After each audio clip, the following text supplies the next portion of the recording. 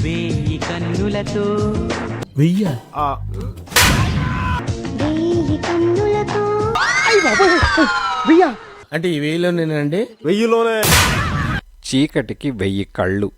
ఊరని ఇల్లు బంగారంగా ఈ లెక్క మాకు తెలియద్దా? చీకటికి 1000 కళ్ళు మొదటి భాగం. నీకు బుద్ధి చెప్పేంత తెలివైనోడిని కాదు నేను. ఎందుకంటే 2వ క్లాస్ తప్పినోడిని. నువ్వు తెలియగలోడివి, చదువుకున్నోడివి. 4వ క్లాస్ పాస్ అయ్యింది కూడా ఇట్లా మాట్లాడచ్చా? నువ్వే చెప్పరా. డిటెక్టివ్ యుగంధర్ తన కన్సల్టింగ్ రూంలోకి అడుగు పెట్టగానే ఆమె లేచి నిల్చున్నది. చిరునవ్వు నవ్వింది. యుగంధర్ గారు అని అన్నది. యుగంధర్ తన చేతి గడియారం చూసుకున్నాడు. 9 గంటలు దాటింది. కొంచెం విసుగ్గా ఆమెను చూసి మీ పేరు అని అడిగాడు. మంగళ. మీ సహాయం కోసం వచ్చాను అని అన్నది. మంగళ ఎక్కడ అక్కడ సోపలా కూర్చోండి అని యుగంధర్ బల్ల వెనక ఉన్న రివాల్వింగ్ కుర్చీలో కూర్చున్నాడు. పనేమిటో చెప్పమన్నట్లు ఆమెను చూశాడు. ఆమె సందేహిస్తూ ఒకసారి గదంతా చూసింది. చాలా విశాలమైన గది అది. 3 గోడలకు ఆనించి నిలువెత్తున రోజ్వుడ్ అల్మారాలున్నాయి. వాటిలో లా పుస్తకాలు, వైద్య పుస్తకాలు, సైన్స్ పుస్తకాలు ఉన్నాయి.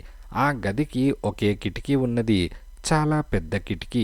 ఆ కిటికీ సగానికి నీలం రంగు తెర కట్టి ఉన్నది. ఆమె యుగంధర్ బల్ల వైపు చూసింది. బల్ల మీద ఫౌంటైన్ పెన్ పెట్టుకునే స్టాండు, లెటర్ ప్యాడు, గుండు సూదులు గుచ్చుకునే కుషను, టెలిఫోను ఉన్నాయి. యుగంధర్ కుర్చీ పక్కన ఒక చిన్న బల్ల వెనక ఇంకో కుర్చీ ఉన్నాయి. ఆ బల్ల మీద టైప్ మిషను, ఫైల్సు, కాగితాలు, పెన్సిళ్లు ఉన్నాయి.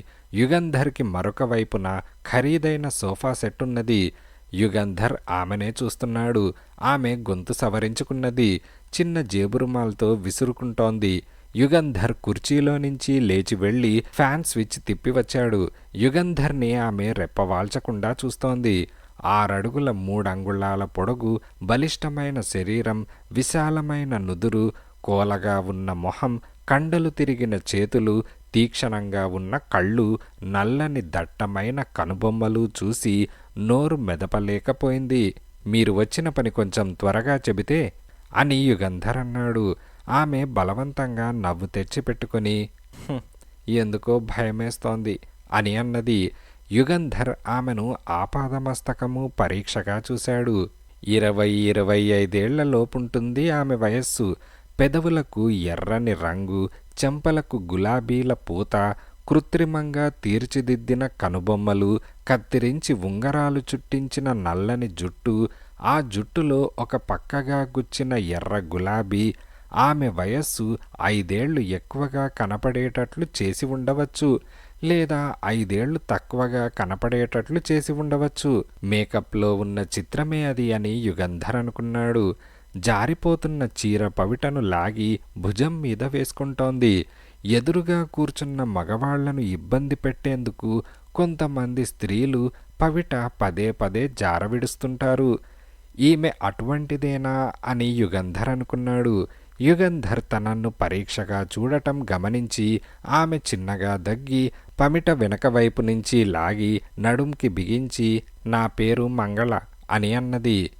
ఇందాక చెప్పారు అని యుగంధర్ అన్నాడు. మా వారి పేరు రామారావు గారు అని మంగళ అనగానే ఏ రామారావు గారు? ఆయనకు ఏముద్యోగం? ఎక్కడుంటున్నారు అని యుగంధర్ చకచక అడిగాడు.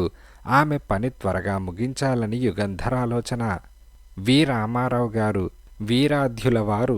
ఆయన ఏ ఉద్యోగం చేయటం లేదు, చేయవలసిన అవసరం లేదు. ఆస్తిపరులు.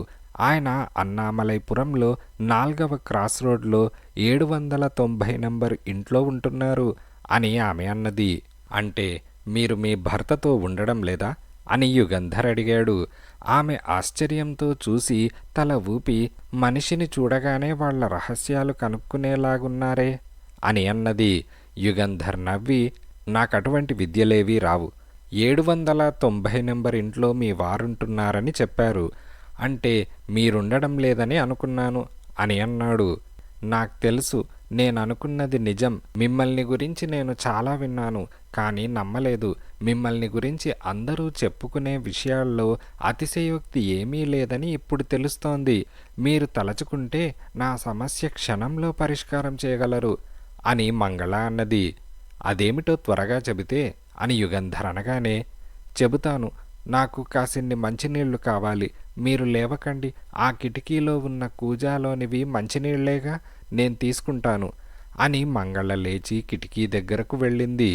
వెళ్తూ ఒకసారి వెనక్కు తిరిగి యుగంధర్ని చూసింది.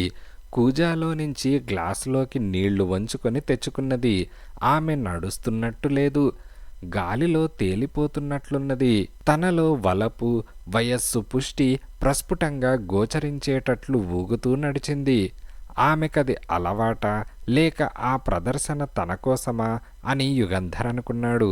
మంగళ బల్ల దగ్గరకు తిరిగి వచ్చి మంచినీళ్ల గ్లాసు బల్ల మీద పెట్టి కూర్చున్నది. నాకు నా భర్తకి పొసగలేదు, నేను విడిగా ఉంటున్నాను అని అన్నది. యుగంధర్ ఏమీ మాట్లాడలేదు. విడాకులివ్వమని వారిని అడిగాను, ఇవ్వనన్నారు అని అన్నది. ఏ, ఆయనకు మీరంటే చాలా ఇష్టమా అని యుగంధర్ అనగానే, అబ్బే అటువంటిదేమీ లేదు, చాలా తిరుగుబోతు, పేరు ప్రతిష్టలు పోతాయట, వారిది సాంప్రదాయమైన గౌరవమైన కుటుంబమట, రచ్చకెక్కడం ఇష్టం లేదట, అంతా అబద్ధం అని కసిగా అన్నది. విడాకులివ్వకపోవడానికి అసలు కారణం అని యుగంధర్ అనగానే, నన్ను బాధించడానికి అంతకన్నా ఏముంది అని ఆమె అన్నది. మిమ్మల్నెందుకు బాధించడం, మీ మీద ఆయనకెందుకు కసి అని యుగంధర్ అడిగాడు. ఏమో, ఆయన తత్వం అంతే, హృదయ వైశాల్యం లేదు అని ఆమె అన్నది. విడాకులిస్తే తనకి సుఖమేగా అని యుగంధర్ అనగానే, ఇప్పుడు తనకు ఆటంకమేముంది, ఆయన తన సుఖం తను చూసుకుంటూనే ఉన్నారు, ఎటొచ్చి కష్టం నాకే, జీవనాధారానికి కూడా డబ్బివ్వడం లేదు, పెళ్లిలో అత్తింటివారు పెట్టిన నగలన్నీ కూడా తన ఇనప్పెట్టెలో పెట్టుకొని నాకొక్కటి ఇవ్వలేదు, నడివీధిలోకి నెట్టేశారు అని మంగళ అన్నది. అందుకు కారణం అని యుగంధర్ అడిగాడు. అదంతా ఇప్పుడు చెప్పి మిమ్మల్ని వేధించడం దేనికి, ఆయనకు పర్మిట్ ఉన్నది, తాగుతారు, రేసులకు వెళ్తారు, మరికొన్ని ఏహ్యమైన వ్యసనాలు కూడా ఉన్నాయి, నా కళ్ళ ముందు, అదే ఇంట్లో అని పెదవులు కొరికి వస్తున్న దుఃఖాన్ని ఆపుకొని మాటలు నిలిపివేసింది. అయితే మీరు విడాకులకు అర్జీ పెట్టుకోవచ్చుగా, కోర్టు ద్వారా మీ నగలు, స్త్రీ ధనం సంపాదించుకోవచ్చుగా అని యుగంధర్ అన్నాడు. అదంత సులభం కాదు, సాక్ష్యం లేదు, సాక్ష్యం లేకుండా జాగ్రత్త పడ్డారు, ఆయన్ని భరించలేక నేను 2 నెలల నుంచి విడిగా ఉంటున్నాను అని ఆమె అన్నది. నేను విడాకుల కేసులు తీసుకోను, నాకు అసహ్యం అని యుగంధర్ అనగానే, ఆ విషయం నాకు తెలుసు, విడాకుల గురించి కాదు నేనొచ్చింది, ఓ చిక్కులో ఇరుక్కున్నాను, మీరు సహాయం చేయాలి అని మంగళ అన్నది.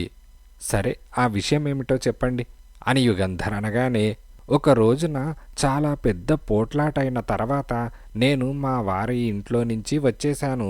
2 రోజులు స్నేహితురాలింట్లో ఉండి తర్వాత ఇల్లు అద్దెకు తీసుకున్నాను. ఆ పోట్లాట వేడిలో మా వారి ఇనప్పెట్టె తాళం చెవి తీసుకొచ్చేశాను. మా వారి దగ్గర ఇంకో తాళం చెవి ఉందిలేండి, దాన్నెలాగైనా సంపాదించాలని నిశ్చయించుకున్నాను.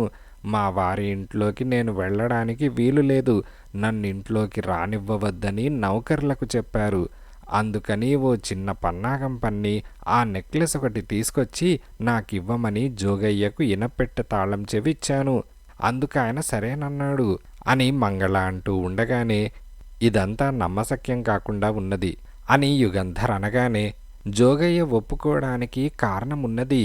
మా వారికి నాకు మనస్పర్ధలు కలిగిన విషయం అతనికి మొదట్నుంచి తెలుసు.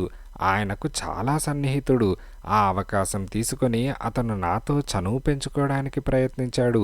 1-2 సార్లు కాస్త మితిమీరి ప్రవర్తించాడు కూడా అని మంగళ యుగంధర్ కళ్ళలోకి చూస్తూ నవ్వి, జోగయ్యని మైలు దూరంలో ఉంచాను.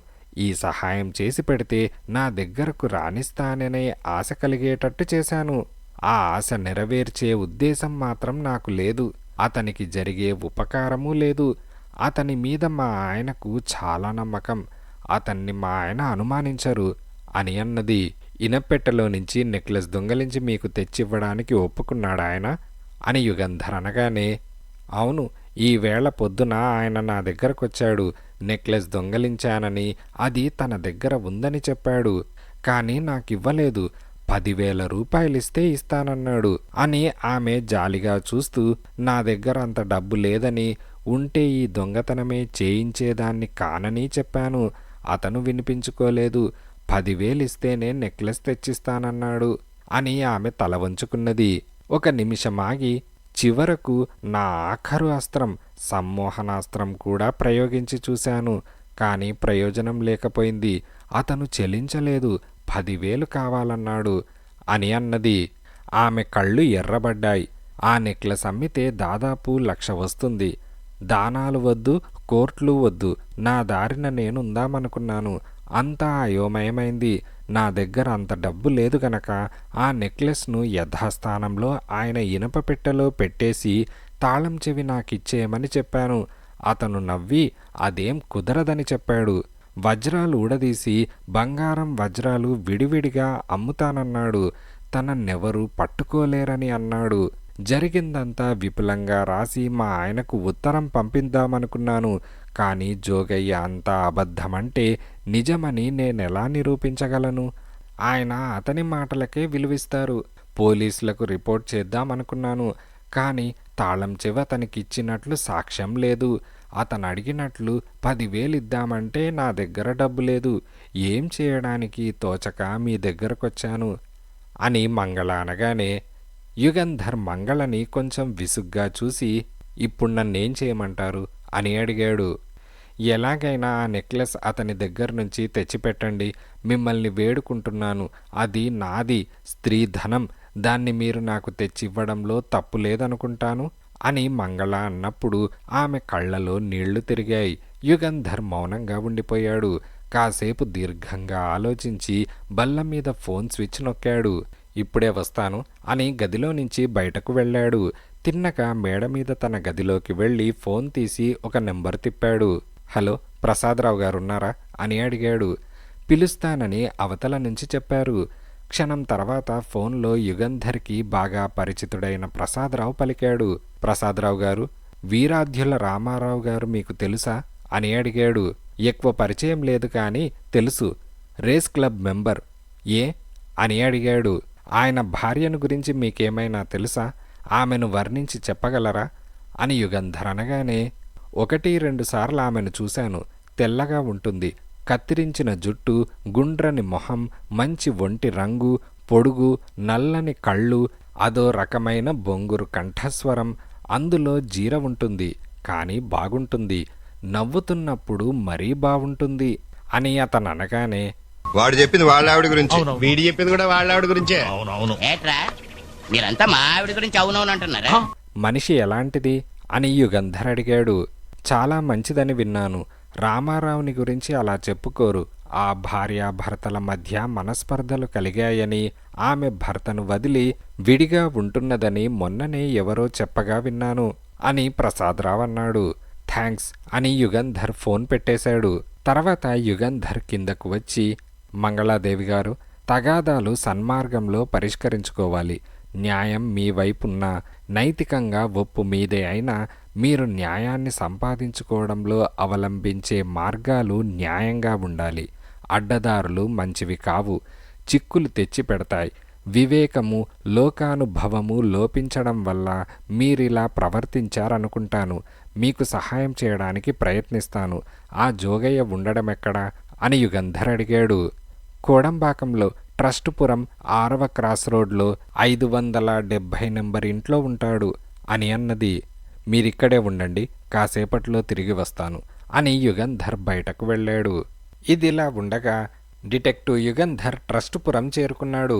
కోడంబాకంలో కొత్తగా తయారైన కాలనీ అది. ఏ వీధిగా వీధి మొదట్లోనే ఇళ్ల నెంబర్లు బోర్డు మీద రాసి ఉండడం వల్ల జోగయ్య ఇల్లు తెలుసుకోవడం కష్టం కాదనుకున్నాడు యుగంధర్. మొదటి క్రాస్ రోడ్లోకి వెళ్ళగానే కారాపి కాలినడకన బయలుదేరాడు. 6వ క్రాస్ రోడ్ చేరుకున్నాడు. కుడివైపుకు తిరిగి ఇళ్ల నెంబర్లు చూసుకుంటూ నడిచాడు. అన్నీ కొత్తగా కట్టిన ఇళ్ళు. చాలా ఇళ్ళు ఇంకా ఖాళీగా ఉన్నాయి. కొన్ని ఇళ్లకి ఇంకా ఎలక్ట్రిక్ దీపాలు రాలేదు. వీధి దీపాలు కూడా చాలా దూరంగా ఉన్నాయి. 570 నెంబర్ ఇంటి ముందు యుగంధర్ ఆగాడు. అది చాలా చిన్న ఇల్లు. లోపల చిన్న దీపం వెలుగుతోంది. ఇంటి చుట్టూ ఫెన్సింగ్ కానీ గేటు కానీ లేదు. యుగంధర్ తలుపు తట్టాడు. ఎవరూ పలకలేదు. మళ్లీ తట్టాడు. ఎవరు అని లోపల నుంచి ఓ మగ గొంతు పలికింది. జోగయ్య గారిల్లిదేనా అని యుగంధర్ అడిగాడు. మీరెవరు అని లోపల నుంచి ప్రశ్న. తనెవరో తెలిస్తే కాని ఆ ఇల్లు జోగయ్యదైంది కానిది చెప్పదలుచుకోలేదని యుగంధర్ గ్రహించాడు. నా పేరు చెప్పినా మీకు తెలియదు, జోగయ్య గారిల్లిదేనా అని యుగంధర్ మళ్ళీ అడిగాడు. ఏం పని అని లోపల నుంచి ఓ బొంగురు స్వరం అడిగింది. ఆయనతో మాట్లాడాలి అని యుగంధర్ కాస్త కోపంగా అన్నాడు. మంచం మీద నుంచి లేచినట్టు తలుపు వైపు నడుస్తున్నట్టు అలికిడైంది. యుగంధర్ తలుపుకి అరడుగు దూరం వెనక్కు జరిగాడు. తలుపు గడియ తీసి లోపల మనిషి తలుపు తెరిచాడు. ఎవరు అని అడిగాడు. మీరేనా జోగయ్య గారు అని యుగంధర్ అన్నాడు. అవును, మీరెవరు అని జోగయ్య అడిగాడు. అతనికి దాదాపు 30 ఏళ్లు దాటి ఉంటాయి. పైజామా షర్టు వేసుకున్నాడు. మాటలు కాస్త ముద్దగా ఉన్నాయి. ఒక చేత్తో తలుపు పట్టుకున్న నిటారుగా నిల్చోలేకుండా ఉన్నాడు. మీతో మాట్లాడ్డానికి వచ్చాను, లోపలికి రానివ్వండి అని యుగంధర్ అన్నాడు. అక్కర్లేదు, ఇక్కడే నిల్చొని పనేమిటో చెప్పండి అని అతను అంటూ ఉండగానే యుగంధర్ తలుపు సందులో బూటుకాలు పెట్టి చేత్తో జోగయ్యను వెనక్కి ఒక్క తోపు తోశాడు. ఆ తోపుకి జోగయ్య వెనక్కు వెళ్ళాడు. పడిపోకుండా అతను కాళ్ల మీద నిలబడడం చాలా కష్టమైంది. ఆలోగా యుగంధర్ లోపలికి వెళ్ళి తలుపు మూసి లోపల గడియ పెట్టాడు. జోగయ్య తేరుకొని యుగంధర్ని ఉరిమి చూసి జేబులోకి చెయ్యి పోనిచ్చాడు. ఆగు, జేబులోకి పోనివ్వకు అని యుగంధర్ అన్నాడు. యుగంధర్ చేతిలో పిస్తోలున్నది. జోగయ్య బిత్తరపోయి చూస్తున్నాడు. జోగయ్య, జేబులో నుంచి ఆ పిస్తాల్ తీసి టిచ్చేయి. నువ్వు దాన్ని పేల్చినా నాకు తగలదు. తాగి మత్తులో ఉన్న నువ్వు గురి పెట్టలేవు అని యుగంధర్ అన్నాడు. జోగయ్య నిర్ఘాంతపోయి జేబులో నుంచి పిస్తోల్ తీసి యుగంధర్కిచ్చాడు. ఎవరు నువ్వు అని మళ్ళీ అడిగాడు. నేనెవర్నైతే నీకేం గాని ఆ నెక్లెస్ ఇలా ఇవ్వు అని యుగంధర్ అన్నాడు. ఏ నెక్లెస్ అని జోగయ్య అన్నాడు. బుకాయించకు, ఏ నెక్లెసో నీకు తెలుసు. రామారావు వినపెట్టలో నువ్వు దొంగలించిన వజ్రాల నెక్లెస్ అని యుగంధర్ అనగానే, ఇదేదో కథలా ఉంది, ఏమిటి దౌర్జన్యం, నెక్లెస్ ఏమిటి, అసలు నువ్వెవరు, నీ మొహం ఎక్కడో చూసినట్టున్నది అని జోగయ్య కళ్ళు మూసుకొని ఒక క్షణం ఆలోచించాడు. ఎందుకు శ్రమ పడతావు, నేనెవరైతే నీకేం, నెక్లెస్ ఇలాతే, మంగళాదేవి అంతా చెప్పింది. ఇనప్పెట్టె తాళం చెవి నీకివ్వడం, నువ్వామె భర్త రామారావు ఇంట్లో నుంచి నెక్లెస్ దొంగలించుకు రావడం, 10,000 రూపాయలిస్తే కాని అది ఇవ్వననడం అని యుగంధర్ అనగానే జోగయ్య ఊరకంటితో యుగంధర్ని చూశాడు. ఇప్పుడు జ్ఞాపకం వచ్చింది, డిటెక్టివ్ యుగంధర్ కదూ, మీ ఫోటో పత్రికల్లో చూశాను. మళ్ళీ చెప్పండి, నెక్లెస్ ఏమిటి, మీకెవరు చెప్పారు అని అడిగాడు. మంగళాదేవి నాకు జరిగిందంతా చెప్పింది అని అనగానే, అదేమిటో నాకు చెప్పండి అని జోగయ్య అన్నాడు. అతని పెదవుల మీద చిరునవ్వు వెలిగింది. తన భర్త ఇంట్లో ఇనప్పెట్టెలో ఉన్న నెక్లెస్ని దొంగలించుకు తీసుకువచ్చి తనకివ్వమని ఇనప్పెట్టె తాళం చెవి నీకామె ఇచ్చింది. నువ్వు సరేనని ఆ తాళం చెవి తీసుకున్నావు. ఇవాళ పొద్దున ఆమెను కలుసుకొని 10,000 రూపాయలిస్తే నెక్లెస్ ఇస్తానన్నావు. ఇవ్వకపోతే నెక్లెస్ అమ్ముకుంటానన్నావు అని యుగంధర్ అనగానే, ఓహో అలాగా అని జోగయ్య పరధ్యానంగా అన్నాడు. ఏ అబద్ధమా అని యుగంధర్ అడిగాడు. నిజమే, అయినా మంగళ కానీ మీరు కానీ చేయగలిగిందేముంది, 10,000 ఇచ్చి నెక్లెస్ తీసుకోవాలి, లేదా నోరు మూసుకొని ఊరుకోవాలి అని జోగయ్య అన్నాడు. ఊరుకోనవసరం లేదు జోగయ్య, నిన్ను జైల్లో పెట్టించగలను అని యుగంధర్ అన్నాడు.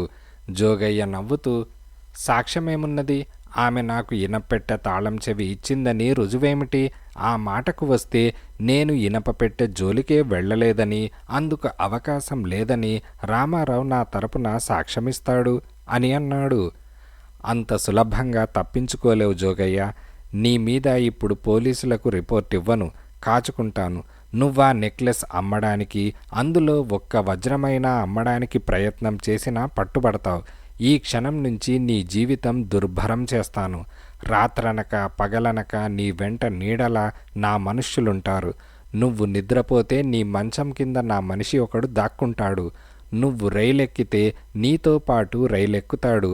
వెంటాడడంలో బాగా శిక్షణ పొందిన నా మనుషులను తప్పించుకోలేవు. వాళ్ళు నీ వెంట ఉండగా నెక్లెస్ అమ్మలేవు.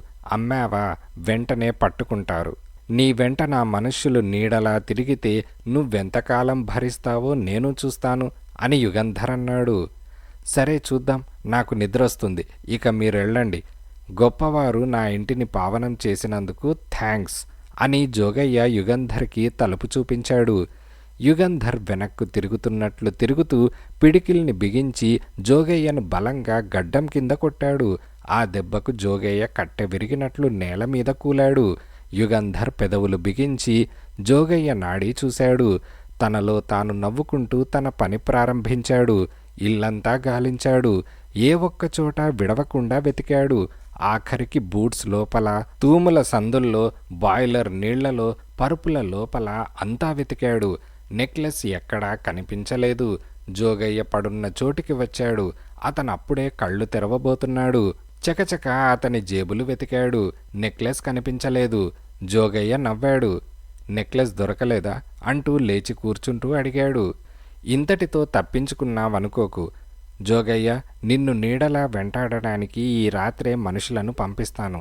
ఇక నుంచి నీకు క్షణం శాంతి లేకుండా చేస్తాను, కాచుకో అని యుగంధర్ బయటకు నడిచాడు. వీధిలోకి వెళ్లి వెనక్కు తిరిగి చూశాడు. జోగయ్య కిటికీలో నుంచి తనన్నే చూస్తున్నాడు. యుగంధర్ చరచరా నడుచుకుంటూ వీధి మలుపు తిరిగాడు. మలుపు తిరిగి ఆగాడు. తన వెనక జోగయ్య వస్తున్నాడేమోనని అడుగుల చప్పుడు కోసం చెవులు నిక్కబొడుచుకొని విన్నాడు. ఎటువంటి శబ్దమూ లేదు. మరికొంత దూరం నడిచి 5వ క్రాస్ రోడ్లోని ఇళ్ల పెరళ్ళు కనిపిస్తున్నాయి. ఆ ఇళ్లని లెక్క పెట్టుకుంటూ నడిచాడు. ఒక ఇంటి పెరడు దగ్గర ఆగాడు. ఆ ఇంటికి ఫెన్సింగ్ కానీ కాంపౌండ్ గోడ కానీ లేదు. దరిదాపుల్లో వీధి దీపం కూడా లేదు. చీకటిగా ఉన్నది. ఆ చీకట్లో కలిసిపోయాడు యుగంధర్. ఆ ఇంటి గోడ పక్కగా ముందుకు వెళ్ళాడు. గోడకు ఆనుకొని పక్కన నిలబడ్డాడు. మునివాకిలి వైపు చూస్తున్నాడు. జోగయ్య ఓ చిన్న తోలుపెట్టె తీసుకొని బయటకు వచ్చాడు. తలుపు తాళం వేసి వాకిలి మెట్లు దిగాడు. వీధిలోకి వెళ్లబోతూ ఉండగా యుగంధర్ వెనక నుంచి వచ్చి బలంగా మెడమీద ఒక దెబ్బ కొట్టాడు. జోగయ్య కింద పడ్డాడు. అతని చేతిలో ఉన్న తోలుపెట్టె కింద పడ్డది. ఆ తోలుపెట్టె తాళం వేసి ఉన్నది. జోగయ్య జేబులో నుంచి తాళం చెవుల గుత్తి తీసి తోలుపెట్టె తెరిచాడు. గుడ్డలు, టూత్ బ్రష్, సోపు మొదలైన సామాన్లు అందులో ఉన్నాయి. యుగంధర్ తనలో తాను నవ్వుకున్నాడు. తన పాచిక పారింది. జోగయ్య బెదిరిపోయి వెంటనే పలాయనం కావడానికి ప్రయత్నిస్తున్నాడనుకున్నాడు. అందుకే వెళ్ళి తన మనుష్యులను పంపిస్తానని చెప్పాడు. తోలుపెట్టె అడుగున ఒక చిన్న అట్టెపెట్టె ఉన్నది. యుగంధర్ దాన్ని తెరిచాడు. మిలమిలా మెరిసిపోతూ వజ్రాల నెక్లెస్ కనిపించింది. యుగంధర్ నవ్వుకుంటూ ఆ అట్టపెట్టె జేబులో వేసుకున్నాడు. జోగయ్య కళ్ళు తెరిచాడు. మూలుగుతూ లేచి కూర్చున్నాడు. యుగంధర్, నువ్వు చాలా తెలివైన వాడివని అనుకుంటున్నావు కదూ? నువ్వొక ఫూల్వి అని కసితో అన్నాడు. యుగంధర్ నవ్వాడు. నీ ఇష్టం వచ్చినట్టు తిట్టుకో, గుడ్ నైట్ అని మొదటి మెయిన్ రోడ్ దగ్గర ఆపిన తన కారు దగ్గరకు యుగంధర్ చకచకా నడిచాడు. ఇదిలా ఉండగా యుగంధర్ తిరిగి కన్సల్టింగ్ రూంలోకి వెళ్లేటప్పటికీ మంగళ పేకాట ఆడుకుంటోంది. యుగంధర్ని చూడగానే నవ్వి, మీరు రావడానికి ఇంకా ఆలస్యమవుతుందనుకుంటున్నాను అని లేచి నిల్చుంటూ అన్నది. ఆమెను కూర్చోమని సైగ చేసి యుగంధర్ తన రివాల్వింగ్ కుర్చీలో కూర్చున్నాడు. జోగయ్య కనిపించాడా అని ఆమె అడిగింది. యుగంధర్ తల ఊపాడు. ఏమన్నాడు అని ఆమె అడగ్గానే యుగంధర్ జేబులో నుంచి అట్టపెట్టె తీశాడు.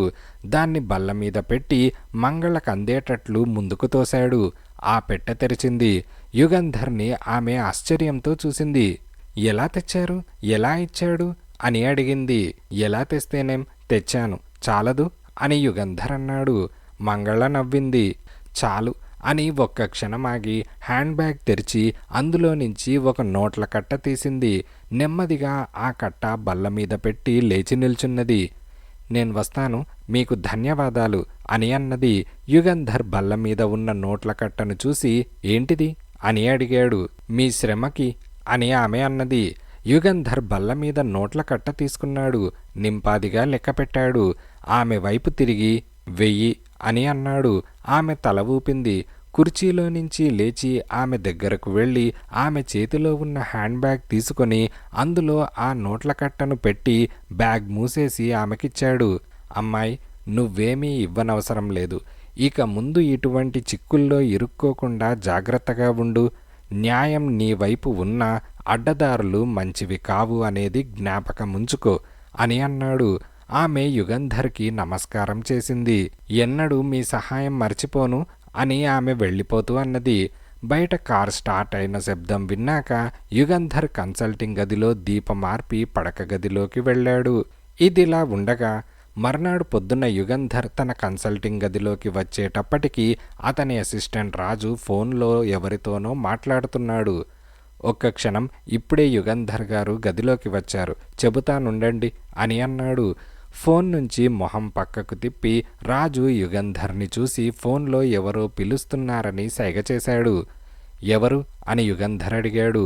రాజు మౌత్ పీస్ మీద చెయ్యి అడ్డం పెట్టి, ఎవరో పేరు చెప్పడం లేదు సార్, మీతో మాట్లాడాలట అని రాజు అనగానే యుగంధర్ రిసీవర్ అందుకున్నాడు.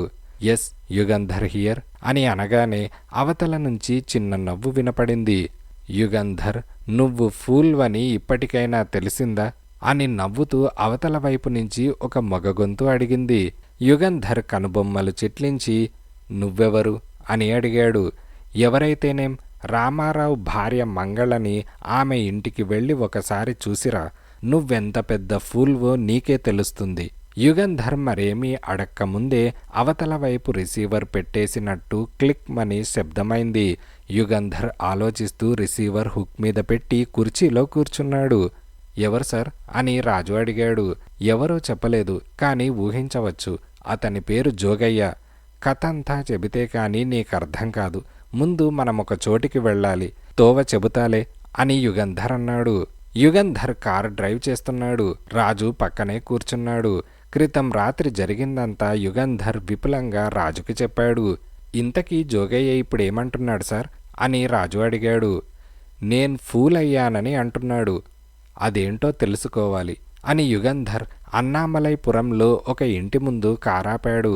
ఇదెవరిల్లు అని రాజు అడిగాడు. రామారావిల్లు అని యుగంధర్ రాజు కారు దిగి గేట్ దగ్గరకు వెళ్లారు. గేటు దగ్గర ఉన్న ఆల్సేషన్ కుక్క మొరగలేదు, కానీ చెవులు నిక్కపొడుచుకొని వాళ్లను చూసింది. యుగంధర్ గేటు మీద చప్పుడు చేశాడు. లోపల నుంచి ఒకతను బయటకు వచ్చాడు.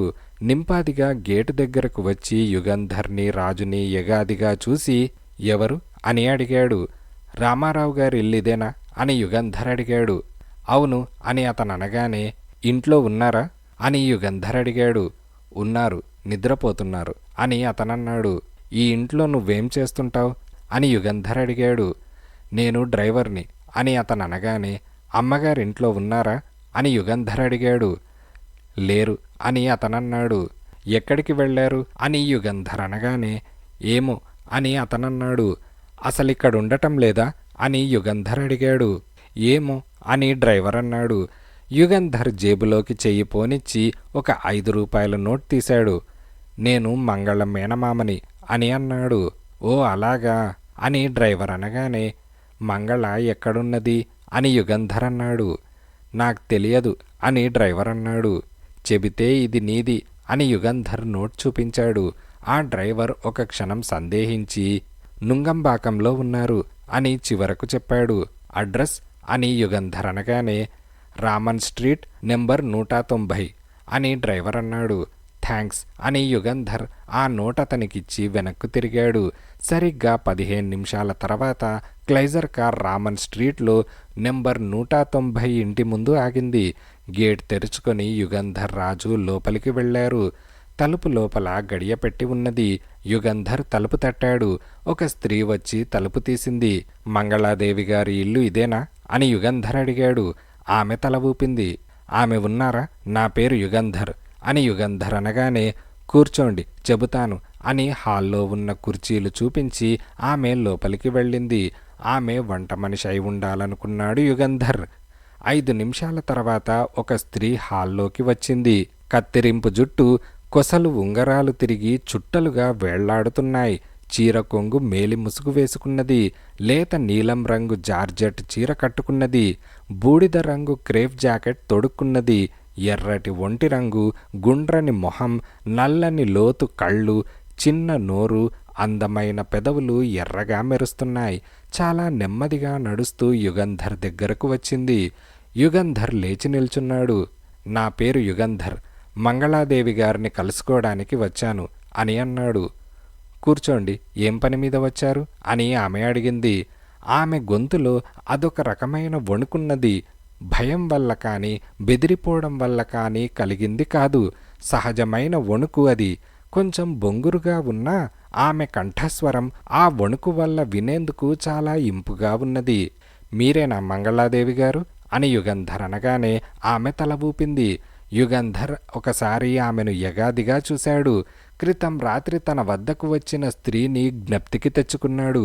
ఆమెకి ఈమెకి పోలిక చాలా ఎక్కువ. ఆమెలో టీవీ దర్పము గోచరిస్తున్నాయి. తన సౌందర్యం ప్రతి కదలికలోనూ ప్రదర్శించాలని ఈమె ప్రయత్నించడం లేదు. విచారము, ఒక రకమైన వైరాగ్యము ఈమెలో గోచరిస్తున్నాయి. ఆమె కూర్చోలేదు, నిల్చొనే యుగంధర్ని ప్రశ్నార్థకంగా చూసింది. మీకు మీ భర్త రామారావు గారికి మధ్య కలతలు కలిగి విడిగా ఉన్నారా అని యుగంధర్ అనగానే ఆమె తల ఊపింది. 1,00,000 రూపాయల విలువగల నెక్లెస్ మీకున్నదా అని యుగంధర్ అనగానే ఆమె తల ఊపింది. అది మీ దగ్గరే ఉన్నదా అని యుగంధర్ అనగానే లేదు, మా వారి దగ్గరున్నది, నాకివ్వలేదు. విడాకులకు దావా వేశాను, దానితో పాటు నా నగల కోసము దావా వేశాను అని ఆమె అన్నది. తర్వాత ఆమె ఒక క్షణమాగి, మిమ్మల్ని గురించి చాలా విన్నాను. మీ వృత్తిలో మీకన్నా మించినవారు ఈ దేశంలో లేరని విన్నాను. మీలాంటి వారిని కలుసుకునే భాగ్యం కలిగినందుకు చాలా సంతోషంగా ఉన్నది. అయినా ఈ ప్రశ్నలన్నీ ఎందుకు అడుగుతున్నారు? మా ఆయన తరపున పనిచేస్తున్నారా అని మంగళాదేవి అన్నది. లేదు, నేనే అడుగుతున్నాను అని యుగంధర్ అనగానే మరి నా విడాకుల విషయంతో మీకేం సంబంధం అని ఆమె అడిగింది. యుగంధర్ నవ్వాడు. నిన్న రాత్రి నా ఆఫీస్కి ఓ స్త్రీ వచ్చింది. మీకు ఆమెకు చాలా పోలిక ఉన్నది. తన పేరు మంగళ అని, తను రామారావు గారి భార్యనని చెప్పింది అని యుగంధర్ జరిగిందంతా ఆమెకు చెప్పాడు. ఆమె అంతా సావధానంగా విన్నది. ఆమె ఎవరు, ఎందుకలా చేసింది అని యుగంధర్ అడిగాడు. మంగళ పెదవి విరిచి ఏమో అని అన్నది. మీరూహించలేరా అని యుగంధర్ అనగానే ఏమో, మా వారి ప్రేయసి ఎవరితో అయి ఉండవచ్చు, లేదా దాసీది అయి ఉండవచ్చు. ఎవరైతే నాకేం అని అన్నది. పోయింది మీ నెక్లెస్ కదా అని యుగంధర్ అడిగాడు. ఆ నెక్లెస్ నా వద్ద నుంచి దొంగలింపబడలేదు. దాన్ని నాకివ్వవలసిన బాధ్యత మా వారిది. అది పోతే దాని ఖరీదు వారు నాకివ్వాలి అని మంగళ అన్నది. మీకిచ్చేందుకు ఆయన దగ్గర అంత డబ్బున్నదా అని యుగంధర్ అనగానే లేకపోయినా ఇబ్బంది లేదు, ఆ నెక్లెస్ని ఇన్షూర్ చేశారు అని మంగళ అన్నది. యుగంధర్ ఒక నిమిషం మౌనంగా ఉండి తర్వాత నేను చాలా ఇరుకులో పడ్డాను, దొంగలకు సహాయం చేశానా అని నాకు భయంగా ఉన్నది అని అన్నాడు. ఆమె నవ్వుతూ మీ ఇబ్బందులు మీ స్వవిషయాలు, వాటిని పరిష్కరించగలిగే సమర్థత మీకుందని అనుకుంటున్నాను అని లేచి నిల్చున్నది. ఆమె ఏదో దాస్తున్నదని యుగంధర్కి అనుమానం కలిగింది. కానీ ఆమెని ఇంకేమడిగినా జవాబు చెప్పదని యుగంధర్ గ్రహించాడు. గట్టి మనిషిలా ఆమె కనిపించింది. యుగంధర్ లేచాడు. వస్తాను, బహుశా మళ్ళీ మిమ్మల్ని కలుసుకోవాల్సి రావచ్చు అని అన్నాడు. ఆమె నవ్వి ఊరుకున్నది. ఇదిలా ఉండగా విచిత్రంగా ఉంది, ఆమె ఎవరో మిమ్మల్ని మోసగించింది అని రాజు కారు కదిలిన తర్వాత అన్నాడు. యుగంధర్ నవ్వి అవును, ఎందుకలా చేసిందా అని ఆలోచిస్తున్నాను అని యుగంధర్ అన్నాడు. నిన్న రాత్రి వచ్చిన ఆమె జోగయ్య తోడు దొంగలై ఉండాలి. ఆఖరు నిమిషంలో ఆ దొంగలిద్దరి మధ్య పొత్తు కుదరక జోగయ్య నెక్లెస్ను కాజేశాడు. జోగయ్య నుంచి ఆ నెక్లెస్ తెచ్చుకోవడానికి ఆమె ఈ ఉపాయం ఆలోచించి మిమ్మల్ని ఉపయోగించుకున్నది అని రాజు అన్నాడు. అవును, అయి ఉండవచ్చు. కానీ ఒక విషయం మర్చిపోలేకుండా ఉన్నాను. నిన్న రాత్రి మన దగ్గరకు వచ్చిన స్త్రీకి మంగళకి విగ్రహంలో చాలా పోలిక ఉన్నది. ఆమెకు మంగళ జీవిత విశేషాలన్నీ క్షుణ్ణంగా తెలుసు గనక నమ్మేటట్లు చెప్పింది. ఇందాక మంగళకు ఈ విషయం చెప్పినప్పుడు ఆమె ఆశ్చర్యపడలేదు. ఆమె ఎవరో విచారము ఆమెకి లేదు. మంగళకి ఈ దొంగతనానికి ఏమైనా సంబంధమున్నదా? నిన్న రాత్రి నన్ను కలుసుకొని తను మంగళనని చెప్పుకున్న స్త్రీకి మంగళకి సంబంధమున్నదా? మంగళ నా దగ్గరకు వచ్చిందని, నెక్లెస్ తెచ్చిపెట్టమని నన్ను అడిగిందని నేను జోగయ్యతో చెప్పినప్పుడు అతను విని ఊరుకున్నాడు. ఎందుకు? అని యుగంధర్ తనన్ను తానే ఈ ప్రశ్న వేసుకున్నాడు. రాత్రి మిమ్మల్ని కలుసుకున్న ఆమె మంగళ కాదని జోగయ్యకు తెలుసుండాలి సార్. అందుకే మీరు నెక్లెస్ తెస్తూ ఉండగా ఫూల్ అని మిమ్మల్ని అన్నాడు. ఆమె మంగళ కాదని ఇవాళ పొద్దున మీకు ఫోన్ చేసింది అతనే అయి ఉంటాడు అని రాజు అన్నాడు. అవును, నేను నెక్లెస్ అతని దగ్గర నుంచి లాక్కొని వచ్చినప్పుడు నన్ను కలుసుకున్న స్త్రీ మంగళ కాదని అతనికి తెలుసుండాలి. కానీ అప్పుడు చెప్పలేదు. పొద్దున ఫోన్ చేసి చెప్పాడు. రాత్రి ఆ విషయం చెప్పని వాడు తెల్లారేసరికి చెప్పడానికి ఈలోగా ఏం జరిగింది అని యుగంధర్ ఆలోచిస్తున్నాడు. సార్, మనం ఒకసారి ఆ జోగయ్యను కలుసుకుంటే అని రాజు అన్నాడు. మనం అక్కడికే వెళ్తున్నాం అని యుగంధర్ అన్నాడు. యుగంధర్ కార్ కోడంబాకం హైరోడ్ వైపు తిప్పాడు. ట్రస్టుపురంలో జోగయ్య ఇంటి ముందు కారు ఆపాడు. కారులో నుంచి దిగనవసరం లేకపోయింది. తలుపుకు వేసి ఉన్న తాళం వీధిలోకే కనిపించింది. యుగంధర్ వెంటనే కార్ స్టార్ట్ చేశాడు. జోగయ్య ఉండడని ముందే అనుకున్నాను. అతను మనకు చిక్కకుండా తప్పించుకుపోవడానికి ప్రయత్నిస్తున్నాడు. ఒకవేళ చిక్కినా మన ప్రశ్నలకు జవాబులు చెప్పడు అని అన్నాడు. సార్, జరిగిందేదో జరిగింది. మనకెందుకు ఈ అనవసరపు శ్రమ అని రాజు అన్నాడు. ఆ నెక్లెస్ దొంగతనం చేయించింది మంగళ కాకపోతే నేను దొంగలకు సహాయం చేసిన వాణ్ణవలేదు. అంతేకాదు, నన్ను మోసం చేసిన స్త్రీని మరొకసారి చూడాలని నాకున్నది అని యుగంధర్ అన్నాడు. తన ఆఫీస్కి వెళ్ళాడు. కన్సల్టింగ్ రూమ్లో ఫ్యాన్ ఫుల్ స్పీడ్ తిప్పి రివాల్వింగ్ కుర్చీలో కూర్చున్నాడు. మంగళ భర్త రామారావు ఇంటికి వెళ్ళి జరిగిందంతా అతనితో చెప్పి పోలీసులకు రిపోర్ట్ ఇవ్వమని అతనికి సలహా ఇద్దామనుకున్నాడు. కొంచెం ఆలోచించి తొందరపడకూడదని నిశ్చయించుకున్నాడు. యుగంధర్ కళ్ల ముందు క్రితం రాత్రి తన దగ్గరకు వచ్చిన స్త్రీ కనిపిస్తోంది. ఆమె పేరేమిటో, ఆమె ఎవరో, ఆమె లేచి కిటికీలో ఉన్న మంచినీళ్ల కూజా దగ్గరకు వెళ్లడం, తిరిగి వచ్చి తనకు ఎదురుగా కూర్చోవడం కళ్లకు కట్టినట్లు కనిపించింది. ఆమెకి మంగళకి పోలిక ఉన్నది. యుగంధర్ కళ్ళు మూసుకొని ఆలోచిస్తున్నాడు. బల్ల మీద ఫోన్ మోగింది. ఆలోచనల్లో నుంచి తెప్పరిల్లి రిసీవర్ తీశాడు. ఎస్, యుగంధర్ స్పీకింగ్ అని అన్నాడు.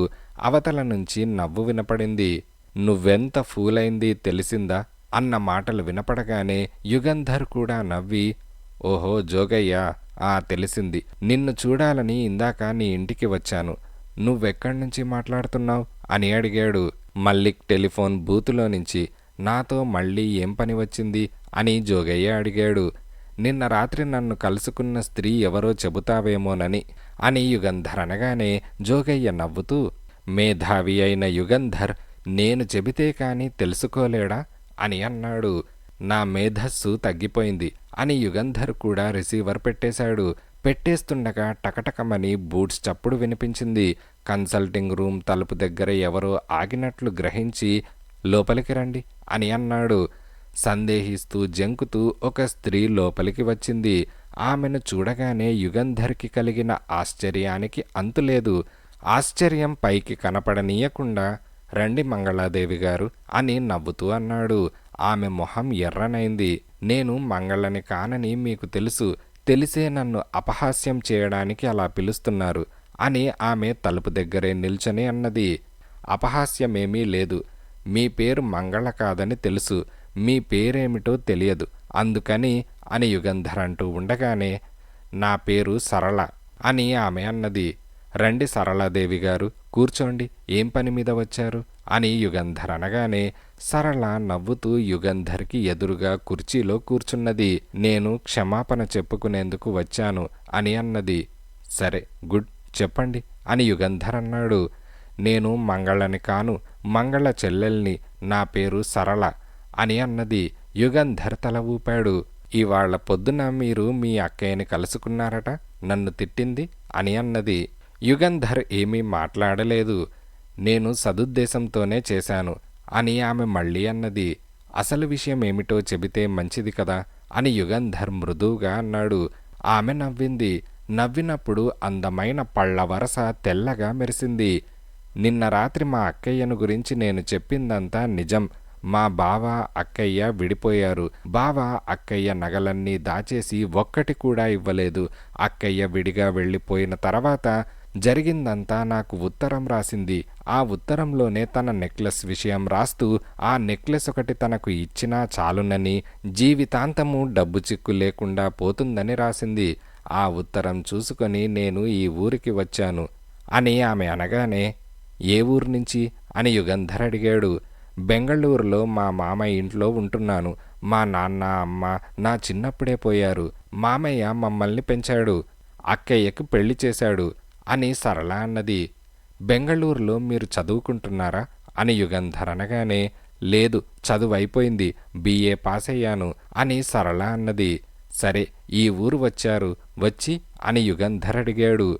కోర్టులు కేసులు పడలేవని, సులభ మార్గాన బావ దగ్గర నుంచి తన నగలు సంపాదించే ఉపాయం ఆలోచించాలని అక్కయ్యకు చెప్పి చూశాను. వద్దన్నది. అక్కయ్యకు చెప్పి ప్రయోజనం లేదని నేనే ఉపాయం ఆలోచించాను. బావకి జోగయ్య చాలా స్నేహితుడని అక్కయ్య ఎప్పుడో మాటల్లో చెప్పింది. పని కట్టుకుని ఆ జోగయ్యతో స్నేహం చేశాను. ఈయన పెట్టెలో నుంచి నెక్లెస్ దొంగలించి తీసుకురమ్మని చెప్పాను. అతను ఒప్పుకున్నాడు. అక్కయ్యకు తెలియకుండా ఇనపెట్టె తాళం చెవి బీర్వాలో నుంచి తీసుకొని జోగయ్యకిచ్చాను. తర్వాత జరిగిందంతా మీకు నిన్న చెప్పాను అని సరళ అన్నది. యుగంధర్ తల ఊపాడు. మీరు పొద్దున అక్కయ్యను కలుసుకొని వెళ్ళిన తర్వాత అక్కయ్య నన్ను పిలిచి అడిగింది. నాకేమీ తెలియదని అబద్ధం చెప్పాను. అక్కయ్య నా పెట్టె తెరిచి చూసింది, నెక్లెస్ కనిపించింది. ఇక నేను చేసిందంతా చెప్పక తప్పింది కాదు. వెంటనే మిమ్మల్ని కలుసుకొని క్షమాపణ చెప్పుకోమన్నది. అందుకే వచ్చాను అని సరళ సిగ్గుపడుతూ అన్నది. మరి నిన్న రాత్రి వచ్చినప్పుడు మీరు మంగళనని ఎందుకు చెప్పారు? నిజం ఎందుకు చెప్పలేదు అని యుగంధర్ అడిగాడు. అసలు మీరు సహాయం చేస్తారో చేయరో అని భయపడ్డాను. మీ సానుభూతి సంపాదించి మీ సహాయం పొందాలంటే నేనే మంగళనని చెప్పుకోవడం అవసరం అనుకున్నాను. నా ఊహ సరి అయిందే అని సరళ నవ్వుతూ అన్నది. యుగంధర్ కూడా నవ్వుతూ, అవును, మీరు రామారావు గారి భార్య కాదని తెలిసి ఉంటే వెంటనే వెళ్ళి జరిగిందంతా ఆయనకు చెప్పమని సలహా ఇచ్చేవాణ్ణి. ఇప్పుడు ఆ నెక్లెస్ విషయం ఏం చేస్తున్నారు? జోగయ్య ఊరుకునే మనిషి కాడు. రామారావు గారితో జరిగిందంతా చెబుతాడనుకుంటాను అని అన్నాడు. తనే తీసుకున్నానని అక్కయ్య అంటే ఎవరికి ఏ ఇబ్బంది రాదు. కానీ అక్కయ్య ఒప్పుకోవటం లేదు. తన నగ తను దొంగతనం చేయవలసిన కర్మ ఏమిటని అంటోంది. న్యాయంగా కోర్టు ద్వారా రాబట్టుకుంటానంటోంది. జరిగిందంతా చెప్పి బావకి నెక్లెస్ ఇచ్చేసి రమ్మన్నది అని సరళ అనగానే, వివేకురాలు అని యుగంధర్ అన్నాడు. నేను బావ దగ్గరికి వెళ్తున్నాను. ముందు కాస్త అరుస్తే అరుస్తాడు, కానీ పర్వాలేదు, చేసిన పొరపాటుకి ఆ అరుపులు భరించవలసిందే అని సరళ అన్నది. గుడ్, జోగయ్య మీకన్నా ముందు వెళ్ళి చెప్పకుండా త్వరగా వెళ్ళండి అని యుగంధర్ అన్నాడు. తిన్నగా అక్కడికే వెళ్తున్నాను. మీకు శ్రమ ఇచ్చినందుకు, నిన్న రాత్రి మీతో అబద్ధం చెప్పినందుకు క్షమించండి అని సరళ లేచి తలుపు వరకు వెళ్ళి ఆగి వెనక్కు తిరిగి అన్నట్లు, శ్రమ కాకపోతే నెక్లెస్ బావకిచ్చేశానని జోగయ్యకు తెలియజేయండి. అతని దగ్గర ఇనపెట్టె తాళం చెవి తీసుకొని దయచేసి నాకిస్తే మీకు రుణపడి ఉంటాను అని అన్నది. సరే, ప్రయత్నిస్తాను అని యుగంధర్ అన్నాడు. సరళ వెళ్ళిపోయింది. ఇదిలా ఉండగా, నేను న్యూల్యాండ్ ఇన్సూరెన్స్ కంపెనీ సెక్రటరీని, నా పేరు కృష్ణ అని అతను అనగానే, కూర్చోండి అని యుగంధర్ ఆ వచ్చిన మనిషిని పరీక్షగా చూశాడు. అతనికి 40 ఏళ్లుంటాయి. ఫుల్ సూట్లో ఉన్నాడు. చేతిలో ఒక తోలు జిప్ సంచి ఉన్నది. మా కంపెనీ తరపున ఒక విషయం దర్యాప్తు చేయమని మిమ్మల్ని కోరడానికి వచ్చాను అని కృష్ణ అన్నాడు. ఏంటది అని యుగంధర్ అడిగాడు. రామారావు గారనే ఆయన 1,00,000 రూపాయలకి ఒక వజ్రాల నెక్లెస్ మా కంపెనీలో ఇన్సూర్ చేశారు. ఆ నెక్లెస్ దొంగలించబడిందని ఈవేళ రిపోర్ట్ ఇచ్చి మాకు తెలియజేశారు. పోలీసులు ఆ దొంగతనం ఎలాగో దర్యాప్తు చేస్తారనుకోండి. మా కంపెనీ తరపున కూడా ఎవరైనా దర్యాప్తు చేస్తే మంచిదని భావించారు అని కృష్ణ అన్నాడు. దొంగతనం గురించి వివరాలేమైనా తెలుసా అని యుగంధర్ అడిగాడు. రామారావు గారు ఆ నెక్లెస్ని ఇనప్పెట్టెలో పెట్టారు. చాలా గట్టి ఇనప్పెట్టె అది. హాలుకు పక్కనున్న గదిలో ఉన్నది. ఈవేళ మధ్యాహ్నం ఆ గదిలోకి ఎందుకో వెళ్ళక ఇనప్పెట్టె తలుపు కొంచెం తెరిచి ఉండటం గమనించారట. వెంటనే లోపల చూస్తే వజ్రాల నెక్లెస్ లేదట అని కృష్ణ అన్నాడు. ఆ ఇనప్పెట్టెలో ఇంకా ఏమైనా నగలున్నాయా అని యుగంధర్ అడిగాడు. గాజులు, కమ్మలు మొదలైన నగలు చాలా ఉన్నాయి. అన్నీ కలిసి 10,000 రూపాయల ఖరీదుంటాయి. వాటిలో ఏదీ దొంగలింపబడలేదు. ఆ నెక్లెస్ ఒక్కటే పోయింది అని కృష్ణ అన్నాడు. దొంగ ఇనపెట్టెని ఎలా తెరిచాడు అని యుగంధర్ అడిగాడు. బద్దలు కొట్టలేదు. అసలు తాళం చెవితోనో దానికి సరిపోయే మారు తాళం చెవితోనూ తెరిచి ఉండాలని ఇన్స్పెక్టర్ అన్నాడు అని కృష్ణ అనగానే, దొంగతనం ఎప్పుడు జరిగింది తేలిందా అని యుగంధర్ అడిగాడు. అది నిర్ధారణగా తేలలేదు. రామారావు గారు ఆ ఇనపెట్టె తెరిచి 4 రోజులు దాటిందట. కనుక ఈ 4 రోజుల్లో ఎప్పుడైనా జరిగి ఉండవచ్చునంటున్నారు అని కృష్ణ అన్నాడు. ప్రత్యేకంగా ఎవరినైనా అనుమానిస్తున్నారా అని యుగంధర్ అడిగాడు. ఇంట్లో 2 నౌకర్లున్నారు. దాసి ఒకతున్నది. పోలీస్ వాళ్ళు ఆ ముగ్గురిని అనుమానిస్తున్నారు. నౌకర్లను అనుమానించడం మామూలేగా అని కృష్ణ అన్నాడు. బయట నుంచి దొంగ వచ్చి నెక్లెస్ అపహరించి ఉండవచ్చు. లేదా పనివాళ్లలో ఎవరో బయట వాళ్ళెవరితోనైనా లాలూచీ చేసి దొంగతనం చేసి ఉండవచ్చు అని యుగంధర్ అన్నాడు. మా కంపెనీ తరపున దర్యాప్తు చేయడానికి అంగీకరిస్తారా? ఆ నెక్లెస్ ఎలా దొంగలించబడింది, ఎవరు దొంగలించారు, దాన్నేం చేశారు, ఈ విషయాలు తెలుసుకోవాలి. సాధ్యమైతే దాన్ని సంపాదించాలి అని కృష్ణ ఒక క్షణమాగి, మీ ఫీజెంతో చెప్పండి అని అన్నాడు. పోలీసులకు రిపోర్ట్ ఇచ్చారుగా, ఈ పనంతా వాళ్ళెలాగో చేస్తారనుకుంటాను అని యుగంధర్ అన్నాడు. కృష్ణ ఒక నిమిషం ఏమీ మాట్లాడలేదు. నిర్మోహమాటంగా చెబుతున్నాను, అసలు దొంగతనం జరగలేదని నాకు అనుమానంగా ఉన్నది అని కృష్ణ అనగానే, మీకా అనుమానం ఎందుకు కలిగింది అని యుగంధర్ అడిగాడు. ఇనప్పెట్టకు 2 తాళం చెవులున్నాయి. 2 తన దగ్గరే ఉన్నాయని రామారావు గారే అన్నారు. వాటిలో ఒకటి ఎవరో దొంగలించారని, ఆ 2వ తాళం చెవి తన తాళం చెవుల గుత్తిలో లేని విషయం నెక్లెస్ పోయిన సంగతి తెలిసే వరకు తను గమనించనే లేదని ఆయన అన్నారు. ఆయనే నెక్లెస్ దాచేసి అని కృష్ణ నవ్వాడు. మీకా అనుమానం ఎందుకు కలిగింది? రామారావు గారు బాగా కలవారని విన్నాను అని యుగంధర్ అనగానే, ఎంత చెట్టుకంత గాలి. ఆయన ఏమిబ్బందుల్లో ఉన్నారో మనకేం తెలుసు. ఆ విషయం మీరు చేసే దర్యాప్తులో బయటపడిపోతుందిలేండి అని కృష్ణ అనగానే, రాజు యుగంధర్ని రెప్పవాల్చకుండా చూస్తున్నాడు. మిస్టర్ కృష్ణ, క్షమించాలి, నేనీ కేసు తీసుకోలేను అని యుగంధర్ అన్నాడు. కృష్ణ ఆశాభంగం పొందిన ముఖంతో యుగంధర్ని చూశాడు. చాలా బిజీగా ఉన్నారా అని అడిగాడు. యుగంధర్ మాట్లాడలేదు. ఆ వచ్చిన మనిషి లేచి నిల్చున్నాడు. వస్తాను, మీకు వీలుంటే నాకు ఫోన్ చేయండి అని విజిటింగ్ కార్డ్ బల్ల మీద పెట్టి వెళ్ళిపోయాడు. అతని కార్ స్టార్ట్ అయిన తర్వాత, సార్, ఈ నెక్లెస్ విషయం చాలా విచిత్రంగా ఉంది. నెక్లెస్ని తన బావకిస్తానని సరళ చెప్పింది కదూ, మరి ఇవ్వలేదంటారా అని రాజు అడిగాడు. అవును రాజు, నేను అదే ఆలోచిస్తున్నాను. రామారావు నెక్లెస్ పోయిందని పోలీసులకు మధ్యాహ్నం రిపోర్ట్ ఇచ్చాడు. న్యాయానికి సరళ ఆ లోపునే నెక్లెస్ రామారావుకి ఇచ్చుండాలి అని యుగంధర్ అనగానే, మరి మీరు ఇన్సూరెన్స్ కంపెనీ కేసెందుకు తీసుకోలేదు? మనకిప్పుడు వేరే కేసేమీ లేదు కదా. సరళ గాని మంగళ గాని మన క్లయింట్ కాదు కదా అని రాజు అన్నాడు. ఇలా చూడు, అందుకని ఇంకా ఉంది.